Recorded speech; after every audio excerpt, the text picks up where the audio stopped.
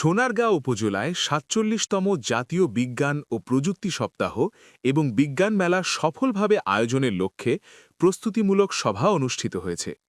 Staff reporter Mohammad নূর নবী Johnny জানান, বৃহস্পতিবার সকাল ১২টায় উপজেলা পরিষদের হল রুমে এই সভা অনুষ্ঠিত হয়। সভায় সভাপতিত্ব করেন উপজেলা নির্বাহী কর্মকর্তা আসিফ আল জিনাত।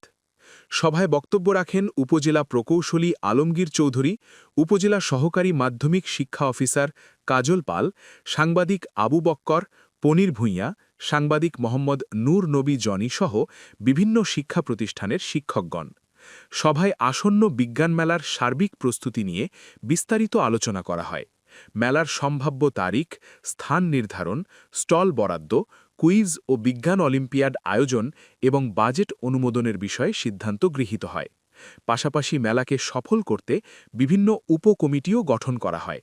এই সময় বিদ্যালয় ও কলেজ পর্যায়ের শিক্ষার্থীদের উদ্ভাবনী ও সৃজনশীল প্রকল্প মেলায় উপস্থাপনের জন্য উৎসাহিত করা হয়।